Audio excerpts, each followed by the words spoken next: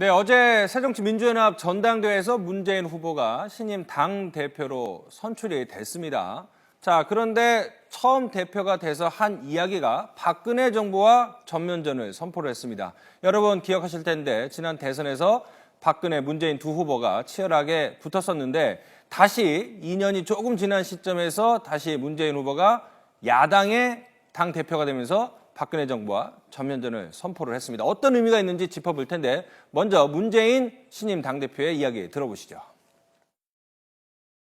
민주주의와 서민경제 계속 파탄낸다면 저는 박근혜 정부와 전면전을 시작할 것입니다. 자, 그러니까는 처음 당대표가 돼서 앞으로 야당을 어떻게 이끌겠다, 자신의 비전이나 포부를 밝히는 그 시점에 박근혜 정부와 전면전을 선포를 했습니다. 어떻게 이해를 해야 될까요? 예, 좀 아쉬웠는데 예. 물론 그 새 야당 대표니까 예. 그 여당하고 정부에 대해서 강력하게 각을 세우는 거 예. 그건 좋았는데 예. 다만 표현이 조금 제가 보기에는 좀 예. 거친 표현이 아니었나, 강한 표현이 아니었나. 예. 왜냐하면 오늘 이재명 그 여당 최고위는 뭐라고 그랬냐면은 예. 정치는 전쟁이 아니라고 그랬거든요. 예. 저 말을 이제 의식을 하고 한 말인데 예. 그 마오쩌둥도 그 얘기를 했습니다. 정치는 그 말이다, 말의 기술이다 이런 얘기를 했는데 예. 어제 각을 세우고 예. 여러 가지 민주주의 뭐 다 좋았는데 예. 전면전을 하겠다 이런 게 조금 아쉬웠는데 예. 제가 생각하기에는 좀 각을 세워서 예. 여당이 잘 못하고 있는 부분에 대해서는 확실하게 야당이 뭔가를 보여주겠다 이런 예. 걸로 해석을 했습니다. 뭐 예, 말씀하시죠. 부각하는 건 사실 맞죠. 이제 예. 야당 대표가 됐기 때문에 예. 예전에 또 박근혜 대통령하고 총 대권을 다퉜기 그렇죠. 때문에 예. 그런 말을 충분히 할 수 있는데 그 아쉬운 부분은 일성이 저거보다는 네. 당내 개파 갈등이라든지 이걸 추스리고 전면전을 이게 맞는데 예. 전면전을 얘기를 뭐 경고한다 이렇게 하는 거는 사실 어떻게 보면 조금 아쉬운 부분이 사실 그런 부분이 아쉬운 것 근데 같습니다. 이제 전략적인 측면에서는 지금 문재인 체제에서는 개파 갈등을 추스려야 되는데 그러기 위해서는 대립각을 확실히 세우는 측면 그런 것들을 좀 지금 판단한 것 이제 같아요. 사실 개파 갈등을 해소하는 것이 제1 과제인 건 틀림없는데 그것 직접 개파 갈등을 거론하면서 그 문제를 해결하려고 할 경우에는 사실 해법이 그렇게 뚜렷하게 있는 것은 아닙니다. 이것이 어떤 기관이 공식적으로 있는 것이거나 제도로서 개파가 있는 것이 아니기 때문에 암암리에 펼쳐져 있는 것이기 때문에 해결되기 어려운 상황인데 우리가 이제 흔히 많이 얘기하듯이 외부의 공적을 설정함으로써 내부의 갈등을, 내부의 대립을 해소한다는 뭐 기본적인 이런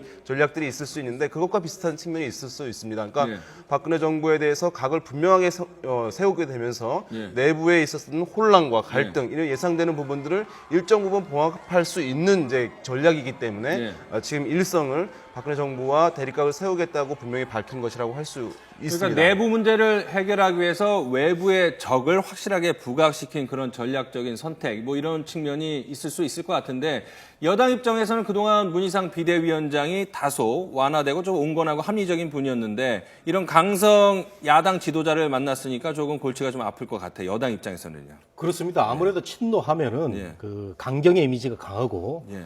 그리고 진보의 색채가 강한 네. 이런 그 정치 세력들인데 예. 한때는 뭐 스스로 패족이라고 자처를 하면서 그 국민들의 그 여론을 받지 못하고 예. 납작 엎드려 있는 모습이었는데 이제 전면에 나선 거죠. 예. 상대적으로 정부 여당이 못했기 때문에 반사 이익을 얻어서 네. 다시 그 대권 후보가 당권을 지게 되는 이런 결과를 갖고 오게 됐다고 보는데요. 네.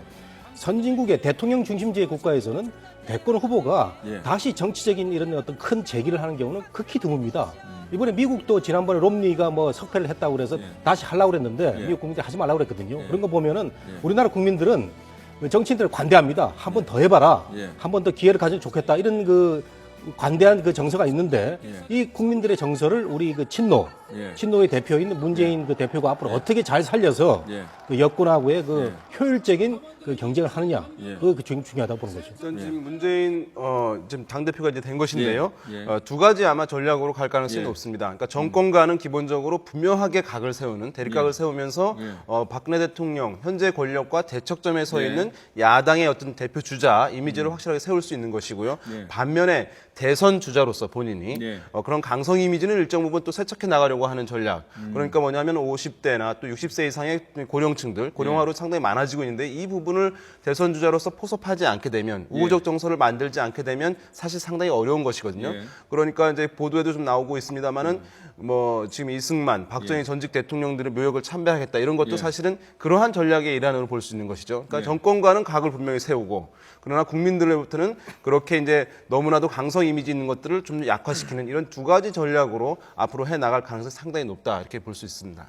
그러니까는 문재인 당대표 같은 경우에는 다음 대선 때 재수를 할 의지가 분명히 있기 때문에 그러면 앞으로 남은 박근혜 정부 3년 동안 차기 대선 후보로서 현재 권력과 좀 다툼을 하는 그런 모습을 계속 연출할 수밖에 그런 없는 모습을 상황이네요. 보여야지만 대권 후보로서의 어떤 이미지가 계속 되는 거고 막 넘어야 될 본인도 얘기했죠. 넘어야 될 산이 있으면 한두 개가 아닌 것 같습니다. 당장 4월 재보선이 남아 있고요. 또 당내 개파도 추스려야 되고 내년 총선까지 한 3가지 산을 잘 넘어가야지 대권에 도전할 수가 있는데 본인 입장 그 문재인 대표가 말했지만 한 산이라도 못 넘으면 이제 끝난다고 얘기를 했고 아마 그런 측면에서 전면전 얘기를 했고 그래서 지금 이제 한 번 행보가 다 최대한 그 대권을 보고 하는 행보가 아닌가. 그래서 전면전 얘기를 했는 거 아닌가 추측이 되고 있습니다. 자, 야당 지방 문제 한번 살펴보도록 하죠. 지금 이번 전당대회를 거치는 과정에서 개파 갈등이 아주 심해지지 않았습니까? 저것이 어떻게 봉합이 될 거라고 보십니까?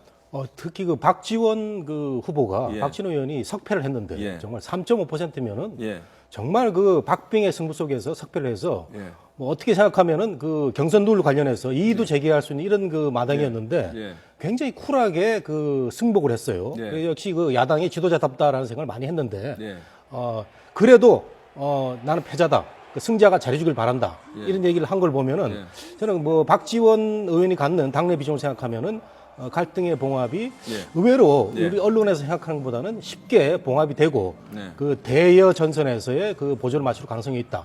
왜냐하면 정권을 이제 2번 잃었기 때문에 다음 3번 잃으면은 정말 그 광야에서 찬바람 맞게 되니까 이번에는 찾아와야 되겠다는 그런 공감대가 친노나 비노 사이에서 형성이 되지 않을까 생각이 되는데 다만 제가 어제 그 수락연에서 좀 아쉬웠던 게 국민에 대한 메시지가 없었어요.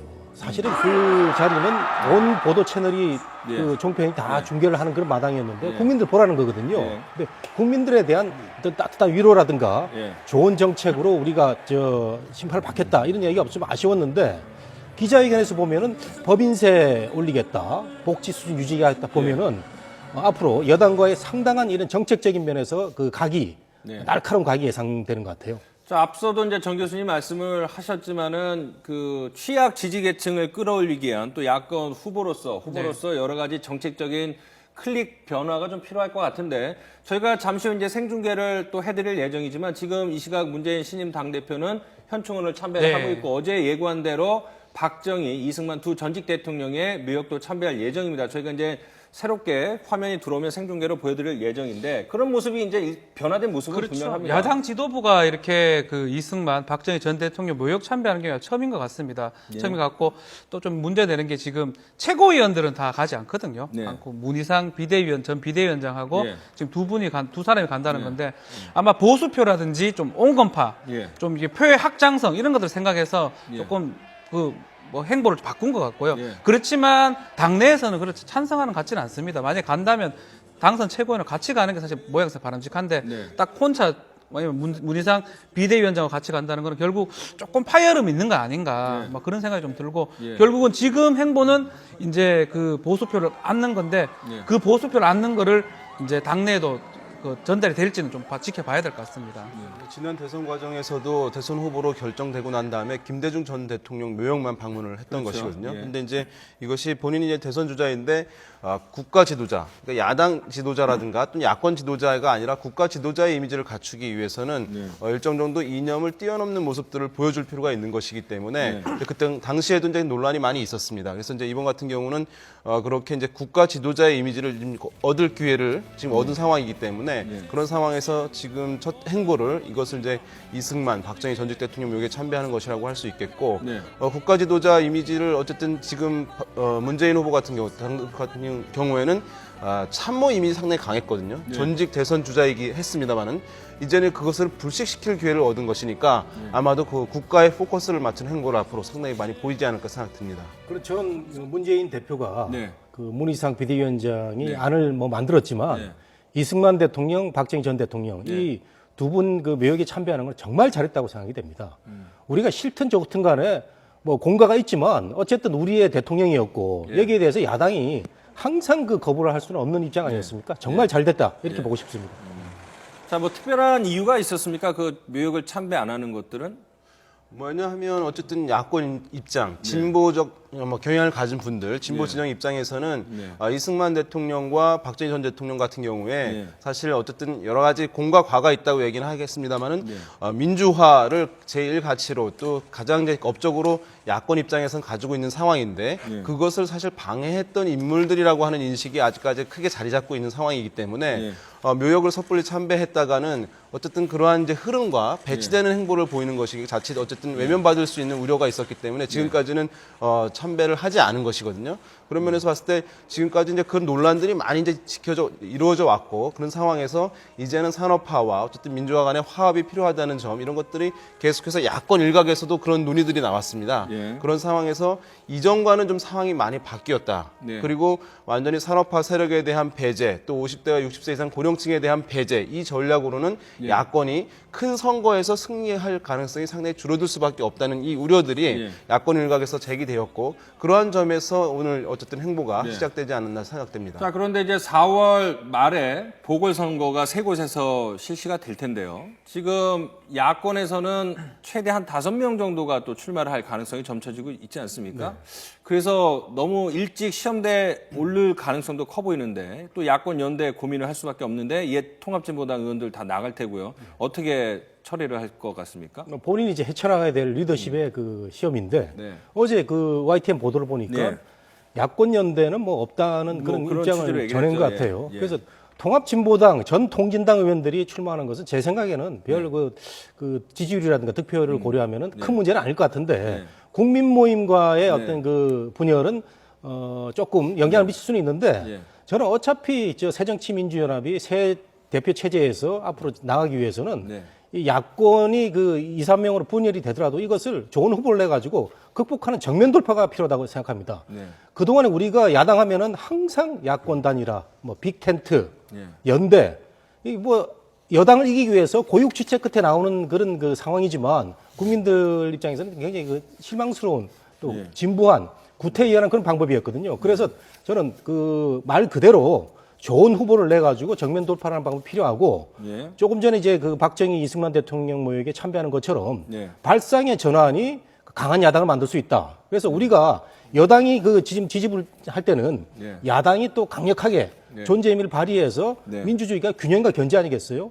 그래서 저는 이번 기회가 야당이 절호의 그 여당과 견제를 할 수 있는 절호의 기회다. 이런 시점이라고 생각이 됩니다. 일단 4월 재보궐선거 치러지는 곳들이 이제 야권이 가지고 있던 지역이기 때문에 기본적으로 야당이 이제 유리한 곳은 틀림없습니다만은 이것이 이제 재보궐선거라는 점, 투표율이 이제 30% 선에 그치는 재보궐선거이기 때문에 사실 야당도 승리를 확신하기는 어려운 상황입니다. 투표율이 한 50% 간다면 쉽게 이길 수 있는 곳이지만 그래서 이제 지금 같은 경우에 굉장히 부담이 될 수밖에 없는데요. 이제 그 문재인 당대표 입장에서는 야권 연대를 없애야 된다, 하지 말아야 된다, 이런 과제를 실현해야 되고 또 이겨야 된다는 과제를 실현하는 어려운 점이 있고 또 한 가지는 이제 공천 과정에서 본인이 어쨌든 친노 이미지 상당히 강한데요. 지금 각 지역에 뛰고 있는 후보들 중에서 친노 후보들을 공천을 하게 되면 또 논란이 휩싸일 가능성이 상당히 높습니다. 그래서 공천 과정에서 계파를 초월한 공천 이것을 단행해낼 수 있느냐, 실행해낼 수 있느냐 이것이 또 상당히 우선적으로 중요한 문제가 되지 않을까 생각됩니다. 자, 지금 이제 화면을 보시면은 현충원 생중계 화면입니다. 지금 문재인 신임 새정치민주연합 당 대표가 이 지도부 문희상 전 비대위원장 등 지도부와 함께 대통령 전직 대통령 묘역을 참배하는 모습인데요. 전해지는 바로는 박정희 전 대통령 묘역 그리고 이승만 전 대통령 묘역을 참배를 하고 있는데 순서대로 하고 있다고 합니다. 자, 이승만 전 대통령 묘역은 이미 참배를 끝냈고 지금은 박근혜 대통령의 아버지 박정희 전 대통령의 묘역을 참배하는 모습입니다. 지금 상당히 뭐 무거운 표정으로 검은색 정장과 외투를 입고 우윤근 원내대표, 문희상 전 비대위원장 등과 지금 참배를 하고 있고요. 아까 박지원 변호사가 말씀하신 것처럼 새로운 네, 예, 최고위원 선출된 최고위원 뭐 전원이 참석하지 않았습니다. 또 박지원 의원 같은 경우에는 어제 네. 지고 나서 얘기한 것처럼 좀 쉬고 싶다라고 싶다. 얘기한 대로 그래서 와서 좀 다소 어떤 의미 있는 모습이지만 약간 조촐한 그런 일단 모습도 온다음에 보이네요. 만약에 이제 정말 그 전 대통령, 전직 대통령 그 묘역을 참배한다면 네. 사실은 당선된 최고위원들 같이 오는 게 사실 바람직한 당내 모습인데 네. 아마도 조금 갈등이 아니면 좀 의견 차가 있었지 않나 싶습니다. 그걸 가야 되나 말아야 되냐. 그래서 결국은 문희상 비대위원장이 이제 추천한 대로 당 대표가 됐으니까 문재인 대표만 가자라는 걸로 이렇게 결정을 낸 것 같고. 문희상 전 비대위원장도 비대위원장 시절에 묘역 참가할 것이냐 그랬더니 뭐 자신이 지금의 무게로서는 네. 하기가 힘들지만 물러나면 하겠다. 하겠다고. 그 부분도 좀 약속을 지키는 것 이게 좀 같습니다. 아쉬운 부분이에요. 이왕 참배를 결정했으면은 정말 속으로는 난 이승만 싫고 박정희 싫지만 가서 저 참배하고요. 또 속으로 다른 생각하면서 또 본인의 길을 가면 되는데 제가 생각하기에는 최고위원회 정청래 의원도 당선이 되고 여러 가지 강경파가 있기 때문에 그런 걸 고려해서 아마 그 혼자 간 것 같은데 이왕이면 리더십을 발휘한다면은 그 야당의 그 대표는 여당의 대표 최고냐고 또 다릅니다. 더 강력한 대표 체제이기 때문에 밤새 설득을 좀 잘해가지고 같이 갔으면 더 좋았겠다. 어쨌든 간에 저 장면은 굉장히 상징적인데요. 그렇죠. 예. 저 문재인 의원이 그 경희대학교 다닐 때 그 상공에 반대하는 시위하다 구속이 됐어요. 그러다가 경찰서 그 유치장에서 뭐 사법시험 패스를 받았다고 하는데 아주 상징적인 그런 화합의 상징입니다. 근데 지금 저도 한동안 뭐 참배 취재를 간 적이 있었지만은 그렇게 오래 있지는 않습니다. 오래 있지는 않지만 뭐 아쉬운 부분도 있지만 어쨌든 야당 대표가 특히 이 박정희 전 대통령 시절에 민주화운동하다가 구속됐던 야당 대표가 취임 첫날 참배를 한 것 자체는 상징적인 의미로 의미부여를 분명히 할 수는 있을 것 같습니다. 이전에 이제 없던 현상이니까 사실 이제 시작점이니까 이것이 불완전하고 반쪽짜리인 측면이 있습니다만은 어쨌든 전직 대통령에 대해서 예우를 갖추고 참배하고 그래서 국민 통합의 길을 모색하고 있다는 것 이것 상당히 의미부여할 필요가 있다고 보이고요. 그래서 이제 이 장면 상당히 오랫동안 이제 얘기될 수 있는 장면일 것이라고 생각 들고요. 다만 이제 아까 말씀하신 이제 최고위원들이 충분하게 참석을 하지 못했다. 지금 주승용 최고위원만 참석한 것으로 좀 비춰지는데 유승용 최고위원이 비노고 그렇죠. 호남인데 중도로 분류가 되죠. 근데 이제 어쨌든 이것은 또 한 가지 뭐냐면 당내 이제 당 대표로서 뭐 최고위원회라든가 끌어나갈 텐데 최고위원들이 상당히 어쨌든 개성이 강한 인물들이거든요. 같은 친노 이미지 있는 분들이라고 하더라도 자기 목소리를 충분히 내는 사람들이기 때문에 그것이 이제 잘 운영이 될 수 있을 것인가 이런 과제를 또 안겨주는 이 장면이라고 장면을 할수 보면 있겠습니다. 두 가지 의미가 있는 것 같아요. 일단은 당 대표로서 내년 총선 승리를 위해서는 폭넓은 지지를 확보를 해야 되고요. 또 대선 주자로서도 지지를 얻기 위해서는 저런 우클릭하는 모습도 보여줘야 되지만 그래서 문재인 당대표로서는 저런 모습이 상당히 의미가 있겠지만 최고위원들 일부가 불참을 했다는 것은 앞으로 우클릭을 하는 과정에서 당내 강경파들에게 휘둘리거나 충돌을 빚을 수 있는 것을 또 보여주는 장면 아니겠습니까? 그렇죠. 그래서 정치 지도자는 리더십이 필요한 건데 저는 그 문재인 대표가 앞으로 어떤 리더십을 보여줄 것인가. 리더십을 뭐 정치학에서 여러 가지로 분류하고 있는데 뭐 카리스마적 리더십인지 설득력 리더십인지 모르지만 확실하게 리더십을 발휘한다면은 당내 그 개성 강한 우리 그 윤 대표 말씀하신 대로 개성 강한 최고위원들을 잘 조화를 시켜가지고 조화로운 정책을 낼 것이고 아니면 오늘 급하니까 이제 그 일부 최고위원들 안 온 것 같은데 어쨌든 간에 저는 그 문재인 대표가 저렇게 발상의 전환을 해서 그 보수 그 정권의 지지자였던 이승만 박정희 묘역에 참배한 건 정말 잘했다. 이거는 또 반대로 생각하면요. 반면교사 생각하면 여당이 그 새겨들 부분이 있습니다. 여당에서 그 노무현 대통령 집권 시에 얼마나 그 노무현 전 대통령을 한편에서는 뭐 조롱하고 비난하고 이런 것도 있었거든요. 그래서 저는 여당 지도부도 앞으로 김해에 있는 노무현 전 대통령 묘역에 자주 가서 우리가 전직 대통령이 싫든 좋든 간에 우리의 대통령이었으니까 그 존경하는 그런 문화가 성숙이 돼가지고 우리 사회가 화합으로 가는 그런 여야의 성숙된 정치 문화가 좀 필요하지 않을까 생각이 됩니다. 말씀하신 대로 이제 야당이 어렵게 물꼬를 텄으니까 여당도 이제 화답하는 차원에서 이 봉하마을도 자주 참배를 하고 이런 모습들이 있으면 좋을 것 같습니다. 지금 말씀하신 대로 일부 정청래 최고위원도 일부 최고위원들이 반대를 해서 오늘 불참한 것을 일단 알려졌는데 자 국민 입장에서는 그동안 못 봤던 야당 대표의 모습을 이 참배 정치를 통해서 확인을 했기 때문에 어느 정도 기대감을 갖고 여야 관계를 좀 살펴볼 것도 필요할 것 같습니다. 자, 야당 얘기했으니까 이번에는 여당 얘기를 좀 해보도록 하겠습니다. 민경욱 청와대 대변인이 그 청와대 인선에 대해서도 얘기를 하고 개각에 대해서도 이야기를 하지 않았습니까? 일단 주목할 것이 유승민 원내대표는 일부 청와대 인사 바꿔서는 국민에게 감동을 못 준다고 분명히 이야기를 했는데 어제 청와대 대변인은 소폭의 개각이 있을 것이다라고 못을 박았습니다. 온도 차이가 있네요. 그게 참 아쉬운 부분이던데요. 어떻게 앞으로 또 그 진전이 될지. 네. 소폭의 개각이라는 얘기를 하면서 또 총리가 또 청문회 통과를 한다는 전제로 바로 얘기를 해버려서 예. 타이밍이라든가 예. 소폭 개각은 여론의 그 정서와는 조금은 맞지 않는 부분인데 이걸 또 청와대가 얘기한 걸 보면은 예. 원칙과 고집이 또 어떻게 또 불통이라는 이런 예. 역풍을 맞을 가능성도 뭐 없지 않아 있을 것 같아서 예. 참 앞으로 여러 가지 예. 주목이 됩니다. 예. 지금 뭐 가장 문제점은 사실은 이완구 총리 내정자에 이제 인준이 되냐 안 되냐 이 부분인데 그렇죠. 실제로 지금 조금 위기 상황에 온 것 같습니다. 예. 뭐 병역 문제는 재산 문제 때까지 뭐 그 정도는 큰 문제가 없었는 것 같은데 뭐 예. 지난주였죠. 예. 언론 외압이라든지 예. 이 부분은 예. 지금 야당 지금 지도부 구성이 됐잖아요. 전면전이라는 그 내용 중에 하나가 아마 저 내용이 아닌가 생각이 듭니다. 네. 아마 제일 먼저 할 게 이완구 후보의 어떤 예. 그걸 보든지 하는 예. 건데 아마 예. 야당 지도부에서 가장 첫 번째 하는 게 이완구 후보의 예. 그 예. 찬성도를 따질 건데 제가 봤을 때는 만만치 않은 작업인 것 같고 저 예. 인준이 돼야지 나중에 또 인선이 되기 때문에 예. 저거가 지금 가장 분수령이 되지 않겠나 생각이 듭니다. 지금까지 봤을 때는 이제 이완구 총리 후보자가 예.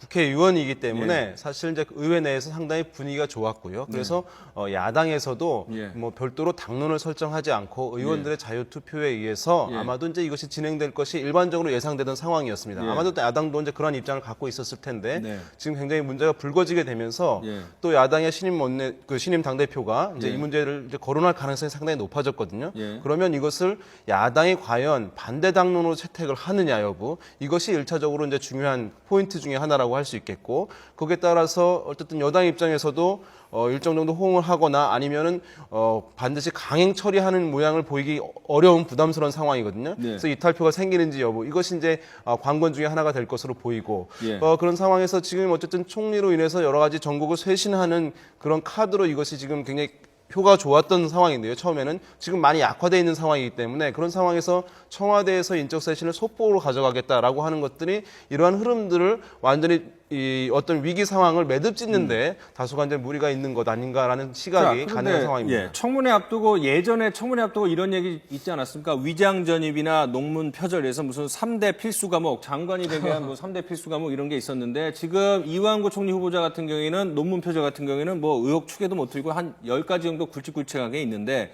자, 지금 대통령에 대한 지지도가 떨어지고 야당 대표는 어떻게 보면 강성 대표가 온 상황에서 새누리당 입장에서는 지금 한 10가지의 의혹이 집중 제기되고 있는 이완구 총리 후보자를 어떻게 해서든 통과시키는 게 필요합니까? 참 어려운 질문인데요. 예. 어제 그 여당 지도부하고 예. 대통령하고 밥을 이제 먹은 예. 모양인데 예. 거기서는 이제 통과시키자는 쪽으로 이제 예. 정서가 모아진 것 같은데.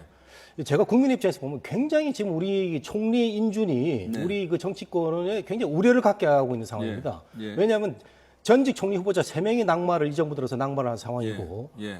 그래서 이번에 그 정치권에서 부담 없는 예. 이완구 총리 후보자를 그 지명을 해가지고 통과시켜야 되는데 예. 어떻게 하다 보니까 계속 뭐가 나와요. 뭐 어제는 아들이 건보료 문제까지 네. 그 나와서 예.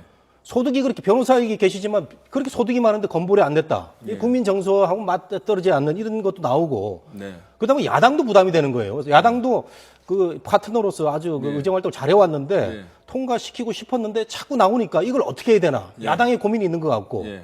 또 전면전을 선포한 새 대표 입장에서는 예. 그 무한정 또 반대를 할 수도 없는 입장에서 통과시키기도 어렵고 예. 야당의 고민, 예. 여당의 고민도 있는 것 같고 예. 국민들은 이걸 지켜보는 또 우려도 있는 것 같고 예. 굉장히 어려운 상황인데 예. 저는 뭐 조금 그 파동이 있더라도 원리 원칙대로 해서 예. 어떤 게 국가에 도움이 될 것인가 이걸 그 우리 의원들 좀 판단했으면 좋겠습니다. 참 난감할 것 같아요. 지금 이제 정홍원 총리는 지금 나가려고 지금 짐 빼고 다 해놨는데 지금 만약에 또 문제가 생기면 벌써 세 번째죠? 지금 뺐다 뒀다가 지금 몇 번 했는데 지금 만약에 또 문제가 생긴다면 정홍원 총리는 이 정권 내도록 지금 총리를 해야 되는 그런 웃지 못할 상황이 될 것 같은데요. 사실 진짜 말씀하신 것처럼 문제가 있는 인사를 인준한다는 것은 어렵겠지만 네. 결국은 여당도 그렇고 야당도 그렇고 예. 지금 정말 쉽게 좀 가려고 이완구 총리 후보자를 낸 거거든요. 예. 참 이거를 그냥 하기도 그렇고 안 하기도 그렇고 참 난감한 상황 예, 지금 같습니다. 청와대 뭐 시간표를 한번 볼 텐데 대통령이 이제 1월 12일 날 신년 기자회견을 했고요. 1월 23일 날 이완구 총리 후보자 등을 임명을 했습니다. 지금 이제 달력을 보실 텐데요. 자, 12일 날 기자회견했고 개각 청와대 개편안을 23일 날 했습니다. 그리고서는 조만간 후속 인사를 한다 하는 것이 미뤄져서 이완구 총리 후보자에 대한 인사청문회 이후로 하겠다라고 했습니다. 내일과 내일 모레 그러니까 화요일 수요일 날 인사청문회가 열리고 12일 날 아마 표결에 들어갈 것으로 예상이 되기 때문에 재청권을 요구를 하겠다, 받아들이겠다고 했으니까 총리로 임명이 되고 나서면 시간이 그렇게 많지가 않습니다. 왜냐하면 다음 주 수목금은 또 설 연휴가 있습니다. 그러니까 지금 한 4-5세 정도 인사청문회 이후에 시간이 있는데 또 재청권도 받고 네. 검증하고 하면은 이 시간이 과연 설 연휴 전에 될까라는 면도 있어요. 그렇습니다. 뭐 시간이 이제 촉박한 상황인데 이미 아마 이제 장관 후보자들 같은 경우 국무위원들은 일정 부분 스크린이 되어 있는 상황일 가능성이 높고 그 부분에서 아마 상의를 할 수도 부분에서 있겠죠. 아마 예. 이제 신임 뭐 이제 총리가 되게 되면 예. 재청권을 이제 행사하도록 해서 예. 총리의 권한을 충분하게 왜냐하면 떠나는 사람이 모든 것을 처리하게 된다는 건 말이 앞뒤가 안 맞는 것이니까 예. 그 부분을 이제 해결해야 할 과제가 하나 있겠고 방금 말씀하신 대로 설 연휴 전에 할 수 있을 것인데 이것이 또 설 연휴를 넘어가게 되면 예. 현 정권에 대한 대중들의 부정적 인식이 이제 설을 맞이해서 명절을 맞이해서 더 확산될 수 있고 고착화될 수 있는 것이거든요. 그러니까 그 전에라도 인적 쇄신을 마무리하면서 새 출발하는 이미지를 보여주어야 설 연휴에서 부정적 이신을 좀 차단할 수 있는 것이기 때문에 아마 서둘러서라도 설 연휴 넘어가기 전에 하려고 할 가능성은 상당히 높지 않을까 이렇게 그렇다고 예상해 볼수 봐야겠죠. 있습니다. 이완구 후보자에 대한 인사청문회에서 지금까지 나온 각종 의혹 그리고 야당에서도 사실상 이제 불가론으로 선회를 했기 때문에 인사청문회는 어쨌든 간에 난타를 당할 수밖에 없지 않습니까? 그런 상황에서 소폭의 청와대 이야기대로 소폭의 개각이 된다면 설 연휴 때 내려갔을 때 그 이루어진 민심들이 그렇게 우호적으로 형성되지 않을 수도 있을 것 같아요. 그렇습니다. 그래서 이번에 저는 그 이완구 총리 후보가 통과될 것인가 굉장히 아까 우려스러운 가운데서도 그 초미의 관심사인데 네. 본인이 이제 여러 가지 잘못에 대해서 대우각성이라는 표현을 썼어요. 네. 잘못했다는 거죠. 아주 크게 잘못했다. 네. 그렇다면은 만일에 이제 기회를 줘서 또 야당도 이제 그 파트너로서는 굉장히 좋은 그 후보자니까 예. 통과를 시키는 과정을 생각한다면은 예. 이제 개각이 이루어질 것 같은데 예. 문제는 그 개각이 저는 그 대폭도 아니고 민경욱 대변인 말대로 소폭이고 예.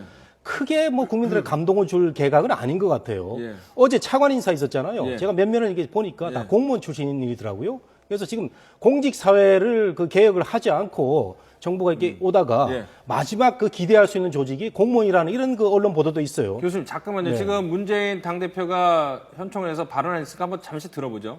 그것은 저는 뭐 국민 통합에 도움이 되지 않는다고 생각합니다. 그런 이제 갈등을 이제 끝내고 국민 통합에 도움이 됐으면 하는 마음으로 오늘 참배를 결심했습니다. 사실 저는 진정한 국민 통합이 묘역 참배로 저는 뭐 되는 것이 아니라고 생각합니다. 진정한 국민 통합은 역사의 가해자 측에서 지난 역사의 잘못에 대해서 반성하고 또 국민들께 진솔하게 사과하고 피해자들을 위로하고 그래서 피해자들도 용서하는 마음을 가지게 될 때 비로소 진정한 화해 통합이 이루어진다고 생각합니다. 저는 박근혜 정부가 그런 진정한 화해와 통합의 길로 가기를 진심으로 촉구합니다. 지난번 대선 때도 여러 번 촉구한 바 있었는데 지금까지 이루어지지 않고 있습니다. 다시 한번 촉구 말씀을 드립니다. 박근혜 정부가 국민 통합에 역행하는 그런 일들이 많습니다. 가장 뭐 대표적인 것 중에 하나가 극심한 인사 편중 또 극심한 인사 차별 제가 이미 지적한 바가 있습니다. 그뿐만 아니라 우리 국민 통합을 깨뜨리는 이명박 정부와 박근혜 정부가 국민 통합을 깨뜨리는 가장 현저한 그 사례가 과거 국민의 정부와 참여정부, 민주정부 10년의 역사를 부정하는 것입니다. 그 부정을 가장 상징적으로 보여주는 것이 두 정부에서 이루어졌던 두 분 대통령이 북한의 지도자와 함께 했던 6.15 공동선언과 14 정상선언을 부정하고 실천하지 않는 것이라고 생각합니다. 그것이 우리 내부적으로는 국민 통합을 크게 깨뜨렸고 또 외부적으로는 남북 관계를 파탄에 이르게 한 측면이 있다고 생각합니다. 야당 당대표가 취임 첫날 두 전직 대통령 이승만, 박정희 전 대통령의 묘역을 참배한 것은 상징적인 의미가 있다라고 말씀을 드렸는데 이 문재인 당대표가 이야기하는 것을 들어보니까는 통합, 화합을 언급하면서 역시 어제 뭐 전면전도 선포를 했지만은 압박을 가하는 그런 모습이네요. 제가 참배는 오늘 정말 박수를 치고 싶은데 네. 또 지금 나와서 그 발언하는 걸 보면 아쉬운 점이 뭐냐면 네. 가해자라는 얘기를 썼어요. 네. 박정희 정권과 이승만 정권은 가해자다. 네. 그다음에 그 이후에 박근혜 이명박 정권은 김대중 노무현 정권을 부정했다 이런 얘기를 했는데 너무 단정적인 얘기거든요. 그래서 저는 문재인 대표가 네. 너무 단정적인 언어를 구사를 하는데 요거는 참모들이 조금 조율을 할 필요가 있고 지금 대표가 된 지 얼마 안 됐기 때문에 말도 조금 아낄 필요가 있다 생각합니다. 어제 기자회견도 많이 하고 오늘도 그 자세한 얘기를 많이 하는데 이제 야당 그 대표니까 말도 좀 아끼면서 본인의 머릿속의 생각을 추진하는 게 필요하지 않을까 그런 생각을 좀 조금 해봅니다. 더 완화된 표현을 썼다면 좀 더 이 참배한 모습이 더 부각될 수가 있었는데 대립각을 전직 대통령 참배고 처음이거든요. 처음이면 저 얘기보다는 진짜 국민 통합하고 그 얘기만 했다면 어떻게 보면 그게 더 바람직하지 않았나. 지금 결국 그 얘기 나중에 가서 해도 되거든요. 뭐 잘못했던 부분은 나중에 가서 뭐 세금 문제를 얘기해도 되는데 저걸 미리 저 자리에서 한다는 거는 조금 저 이미지하고 저 첫 시도하고는 좀 다르지 않나. 효과를 좀 반감시킨다 뭐 이런 지적입니다. 마지막으로 정리해 주시죠. 예, 맞습니다. 이제 어쨌든 지금 국가 지도자의 이미지를 더 강하게 가져간다면 박근혜 정부에 대한 각을 세우는 것들은 이제 충분히 기회가 앞으로 이제 많이 있을 테니까 이런 상황에서 좀 더 미래지향적인 모습 그런 발언들을 문재인 대표가 좀 해줬으면 하는 아쉬움은 있습니다. 어쨌든 그럼에도 불구하고 이제 이 의미 자체는 어쨌든 부여해야 될 것으로 보이고 아까 이제 주승용 의원이 참석했다고 했는데 사실이 아닌 것 같아요. 그럼 규정해야 될 것 같습니다. 자, 뭐 약간 아쉬운 면이 있다라는 패널들의 지적이었지만 큰 틀에서 보면은 새로운 야당 지도자에 대한 기대감을 갖게 하는 첫날 행보였다 이렇게 평가를 할 수 있을 것 같고 앞으로 어떤 식으로 국민과 소통을 할지 또 여야 관계를 이끌어갈지는 지켜봐야 할 것 같습니다.